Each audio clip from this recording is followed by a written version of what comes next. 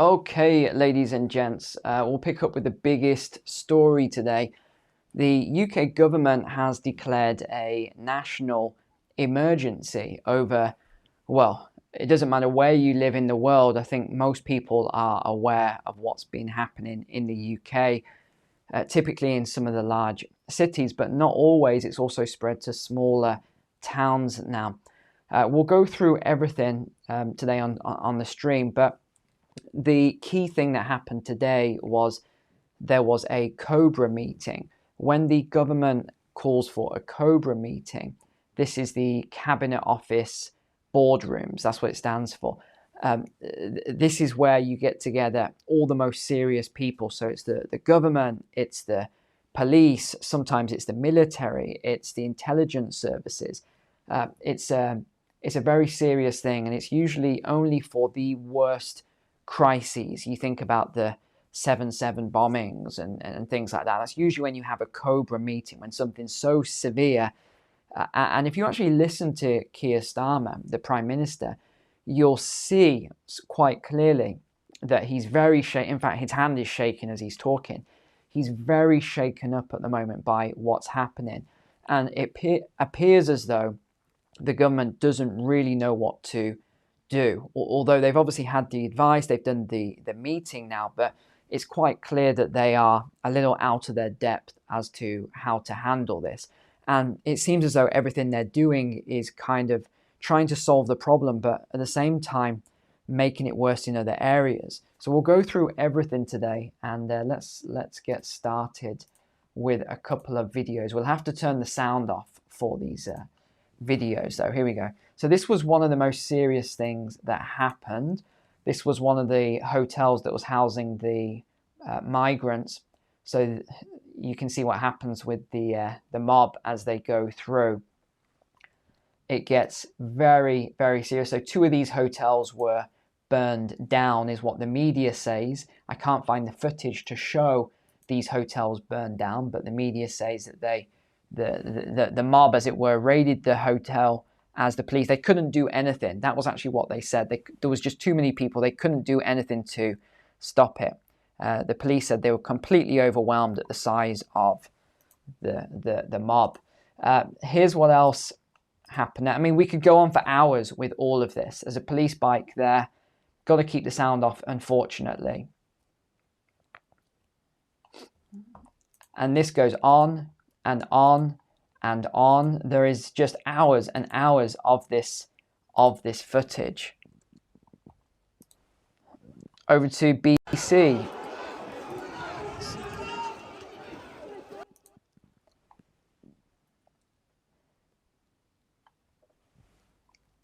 So they had the horses out. You'll notice as well the demographics have started to change, and we'll talk about that in a moment as to now what is happening. Is now that, well, one media outlet's now calling it race riots. So we'll get onto that in a moment. So they said this one in Bolton, they said was around 250 members of the Asian community. I'm not going to start reading everything out here, but you can see what happened. All the videos going around on social media as well shows the extent of what has been happening over the last 3 days here. I mean, it is absolute chaos. I don't think it's an understatement to say it is absolute chaos what's happening. This was the some of the footage of the hotel being set alight, and it shows with the and what they're trying to show is where the fires were, hotels being burned down, police stations being burned down. I think they might be exaggerating a little bit, but this is what they are showing here. I mean, it's everywhere. It's just spreading like wildfire. Also, it's spread now to Ireland and Northern Ireland. So there's it's actually spreading quite heavily. The standard reports on the number of countries are now issuing no travel. They're issuing travel warnings against going to the UK. So this is, let's have a look which countries. So far, it is Australia, Nigeria, Malaysia, and Indonesia. Obviously, you have quite high Muslim populations across Nigeria, Malaysia, and Indonesia. So that's, I think, probably why those countries are making that recommendation. But Australia as well, also making the recommendation for people not to travel to the UK at the moment. This just shows you how bad the situation is. So this is really what happened overnight then. They've now saying that this has become somewhat of a race war because they're calling it, again, the far right and Muslims clashing in fresh riots.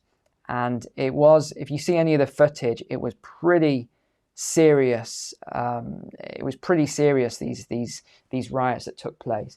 Violent clashes broke out between far right rioters and Muslim counter-protesters on, interesting, Muslim counter-protesters on Sunday in a sixth day of unrest on Britain's street. In Rotherham, a house used to house asylum seekers was set ablaze, and another in Tamworth was targeted by anti-immigration protesters. In Bolton, Muslim groups shouting Allah Akbar clashed with far-right rioters.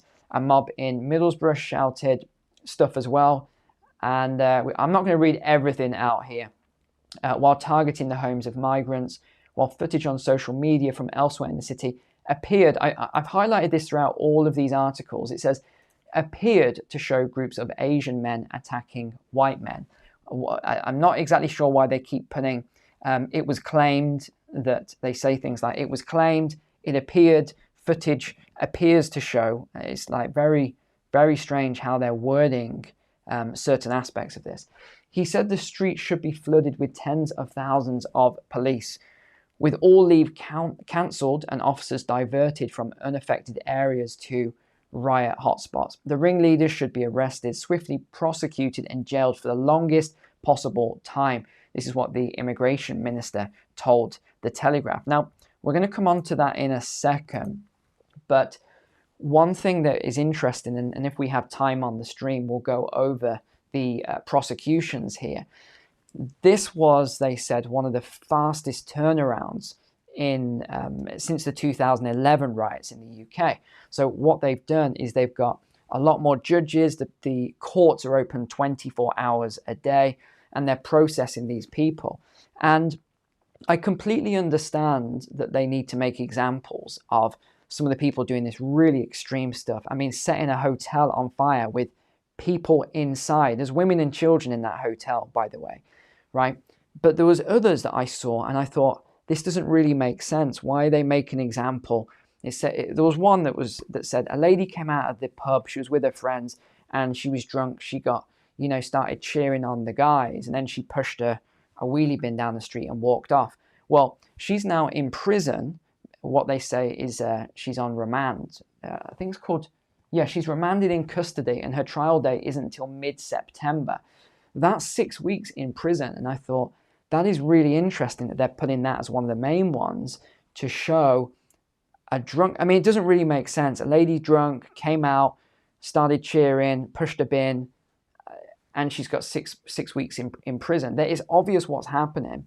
They're using this to set a precedent to try and disperse everybody and sort of warn people not to get involved.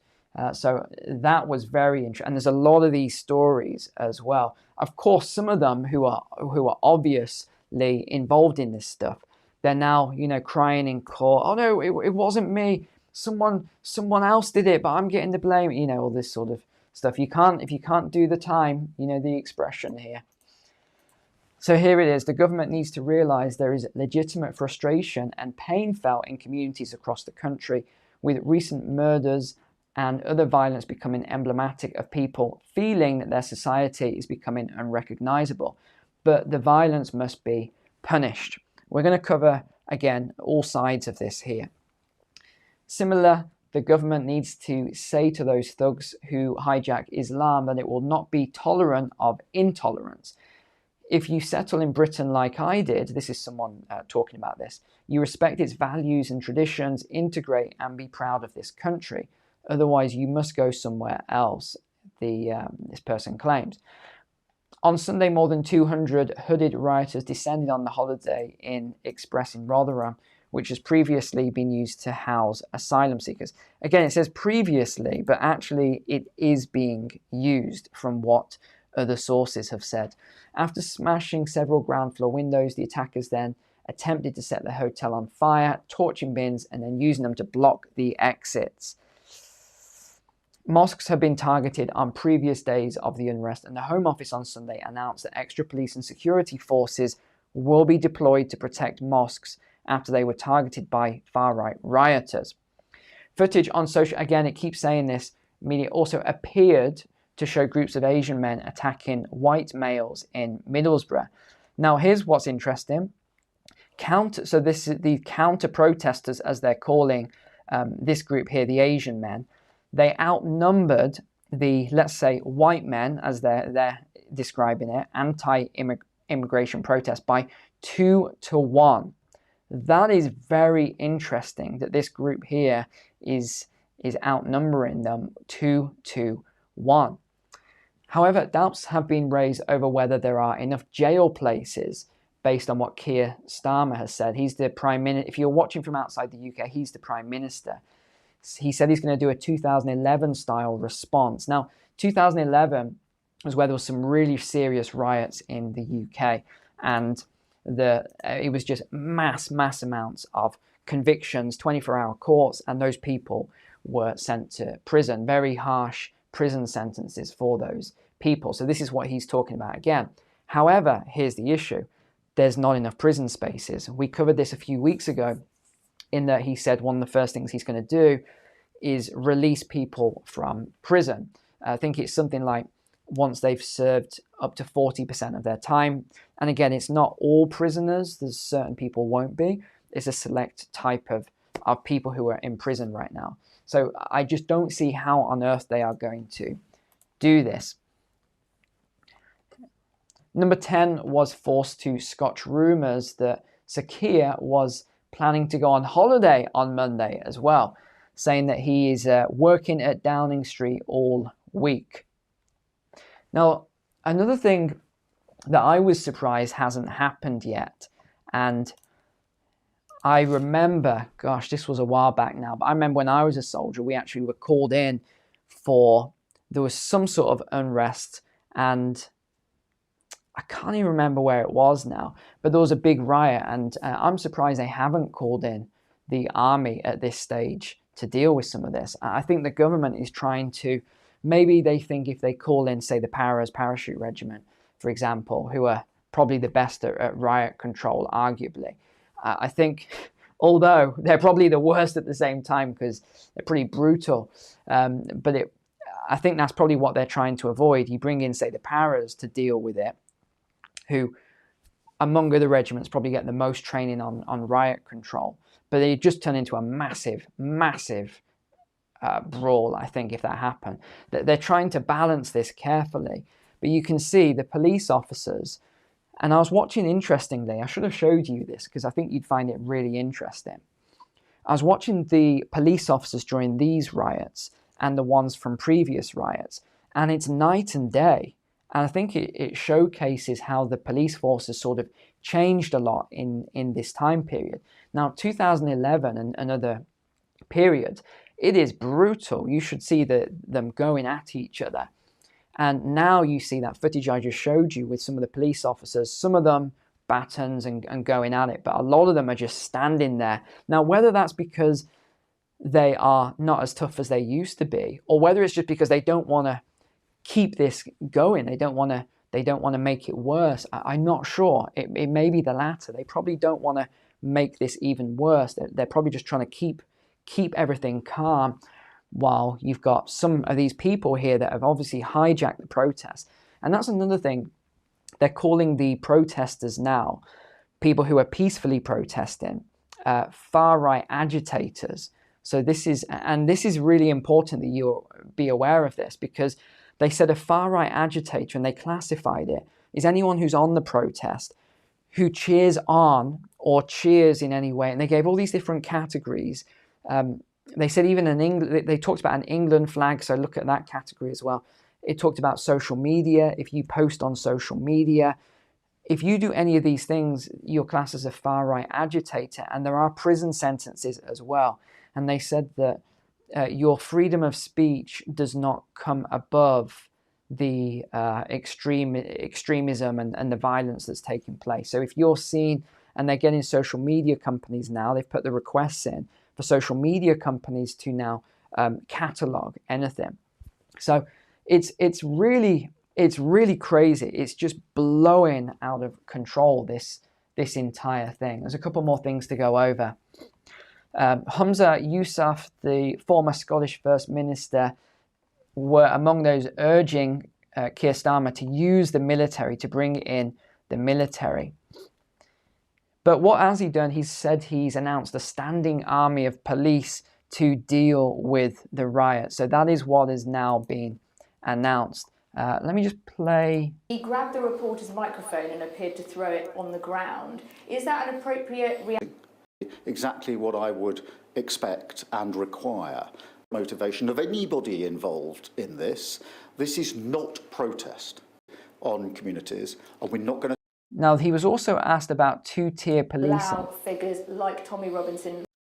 He was also asked about two-tier policing, and he said there is no two-tier policing. Everyone's treated exactly the same, and that it's being spread by, Nigel Farage and Tommy Robinson and other people. But he said that there is no such thing as two-tier policing. So, of course, this has now angered people again, because people believe there is two-tier policing.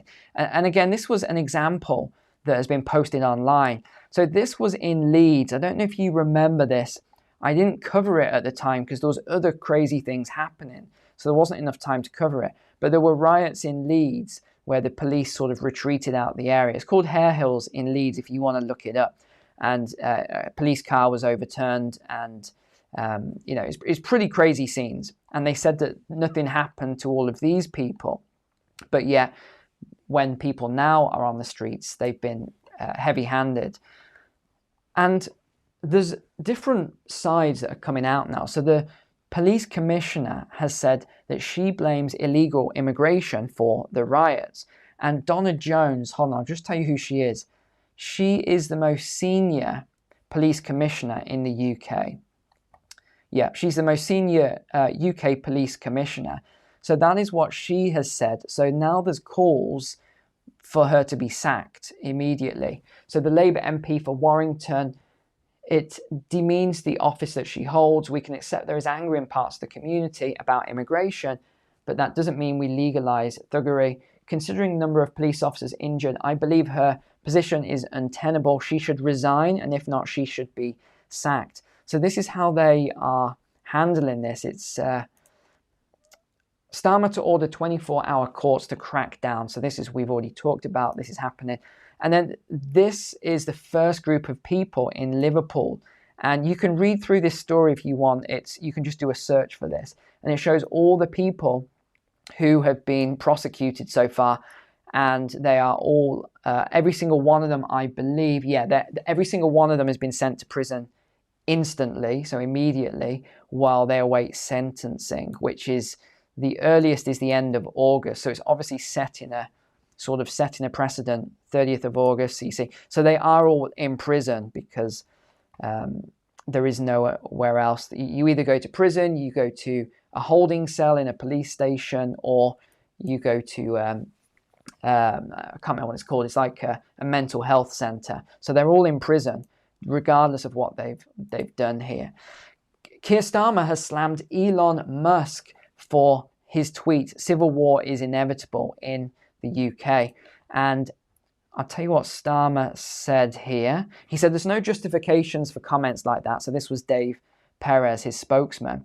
And he said as well, anyone who stokes this violence, whether on the internet or in person, can be prosecuted and face prison. So this is aimed at Elon Musk. I honestly don't think Elon Musk cares, but that's what they've said back at him, because he said civil war is inevitable. So they're sort of saying to Elon, if you stoke this violence, anyone who does it faces prosecution or a prison sentence.